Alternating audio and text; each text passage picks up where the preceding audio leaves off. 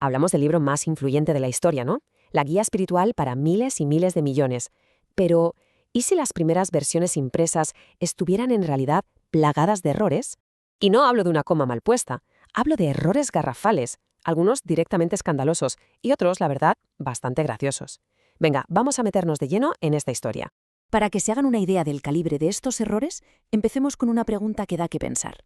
¿Qué pasaría si el libro sagrado, en vez de prohibir algo, ordenara pecar? Y no cualquier pecado, sino uno de los más graves. Pues, aunque suena increíble, en 1631 eso es exactamente lo que pasó. Claro, la pregunta es, ¿cómo es posible que pasara algo así? Para entenderlo, tenemos que hacer un pequeño viaje en el tiempo. Vámonos a la Inglaterra de los siglos XVI y XVII. En aquella época, la imprenta era una tecnología bastante nueva. Y, madre mía, el proceso de hacer un libro era una auténtica odisea, todo manual. Era un trabajo de locos, de verdad. Miren los pasos. Primero, había que fabricar cada letra a mano, en metal. Luego, hacer moldes, verter plomo fundido para crear los tipos. Y después venía lo más difícil. Había un operario, el cajista, que tenía que coger cada una de esas diminutas letras de plomo, cada una, y colocarla en su sitio en una bandeja, pero al revés. Componer una sola página de texto así podía llevar horas y horas. Y esta imagen lo dice todo, ¿verdad? Esto no era un laboratorio moderno, ni mucho menos. Era un taller, seguramente ruidoso, caótico. Imaginen a los cajistas trabajando ahí, a menudo con una luz malísima, buscando letras entre cientos de cajones. Por cierto, ¿saben de dónde viene lo de caja alta y caja baja para mayúsculas y minúsculas? Pues de aquí, de cómo estaban organizadas físicamente estas cajas. Curioso, ¿eh? Pero esperen, que hay más. Por si todo esto no fuera suficiente, los problemas se iban sumando. Para empezar, la ortografía. No estaba estandarizada. Los manuscritos originales llegaban sin puntos, sin comas, nada. El papel además era carísimo, así que los impresores lo apretujaban todo para que cupiera más texto. Y claro, con letras tan parecidas como la P y la Q, era súper fácil que se colara un error y acabara en la página impresa. Y ojo que no lo decimos nosotros ahora con la perspectiva del tiempo. Los propios impresores de la época sabían perfectamente el lío en el que estaban metidos. Miren lo que dijo un tal Richard Grafton, impresor allá por el siglo XVI. Mira por muchas frases que haya en la Biblia. Otros tantos fallos y errores se cometerán. O sea, lo tenían clarísimo. Sabían que cada frase era una trampa mortal, que el desastre, tarde o temprano, iba a llegar.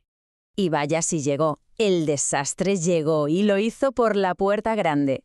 Nos plantamos en Londres año 1631 y estamos a punto de presenciar el que probablemente sea el error de imprenta más famoso y perverso de toda la historia. Ahí está, el séptimo mandamiento. Los impresores del rey, unos tipos llamados Robert Barker y Martin Lucas, sacan una nueva edición de la Biblia y se les escapa un detallito, una omisión, digamos, catastrófica. En el Éxodo, la palabra no desaparece. Así, sin más. De repente el mandamiento no era no cometerás adulterio, era cometerás adulterio. Una orden directa. Como pueden imaginar, a esta edición se la conoció enseguida como la Biblia malvada. Pero esperen, que la cosa no terminó ahí. ¿Qué va? En ese mismo libro, en el Deuteronomio, hubo otro error que, bueno, telita. En inglés cambiaron God's greatness, o sea, la grandeza de Dios, por God's great ass, que se traduciría como el gran culo de Dios. Claro, dos errores tan bestias y tan ofensivos en la misma edición ya olía un poco raro. Esto empezaba a no parecer un simple descuido, ¿verdad?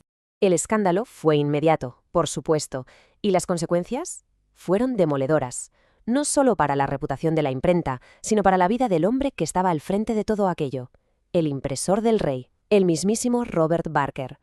A ver, para entender lo que le pasó a Barker hay que saber que el hombre ya venía con problemas.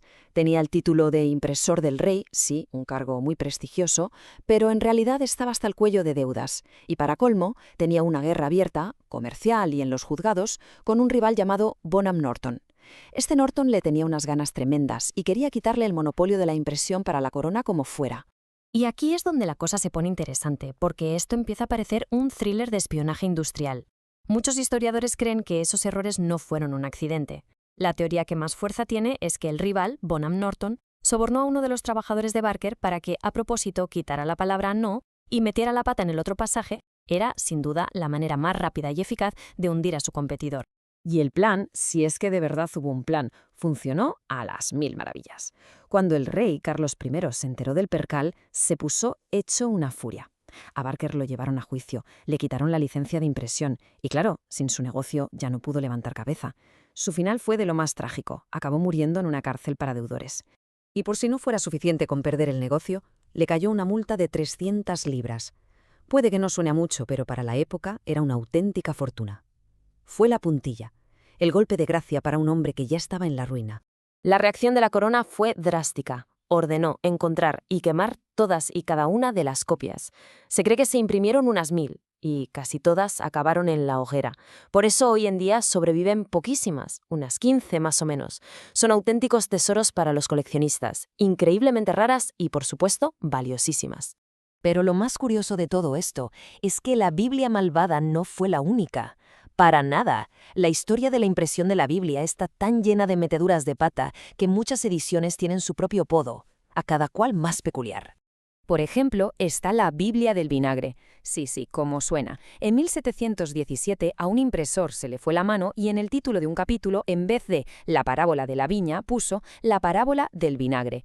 Un poco menos grave que el otro, desde luego, pero el nombre se le quedó para siempre. Luego está la Biblia de los bichos. En este caso no fue tanto un error de imprenta como una jugada del propio idioma. Verán, en 1535 se usaba la palabra bogues para hablar de fantasmas o terrores nocturnos. El salmo decía algo así como, no temerás a los terrores de la noche.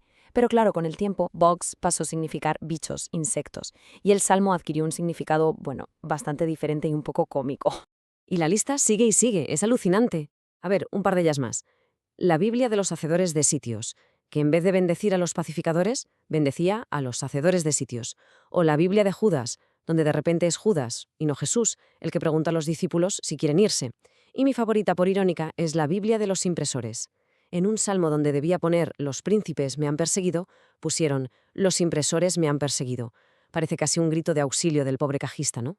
Vale, todo esto es muy curioso, muy divertido, pero ¿qué nos enseña en el fondo? Más allá de la anécdota, estos errores nos dicen algo súper importante sobre cómo se ha transmitido la historia, el conocimiento, a lo largo de los siglos.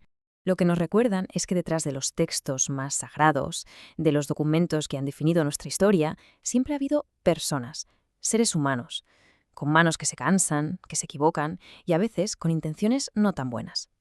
Estas erratas al final le ponen cara a la historia, la hacen más humano y nos enseñan lo frágil y complicado que ha sido el viaje de las ideas hasta llegar a nosotros. Y esto, claro, nos lleva a pensar en hoy. En el siglo XVII, un error se imprimía 1000 veces y para corregirlo había que quemarlo todo.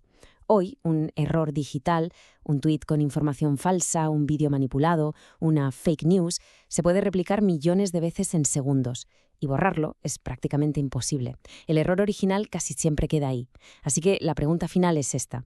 Si aquellos fallos de imprenta nos cuentan tanto sobre aquella época, ¿qué dirán de nosotros dentro de 400 años los errores de nuestra era digital? Esos que se extienden a la velocidad de la luz y que son casi imposibles de borrar.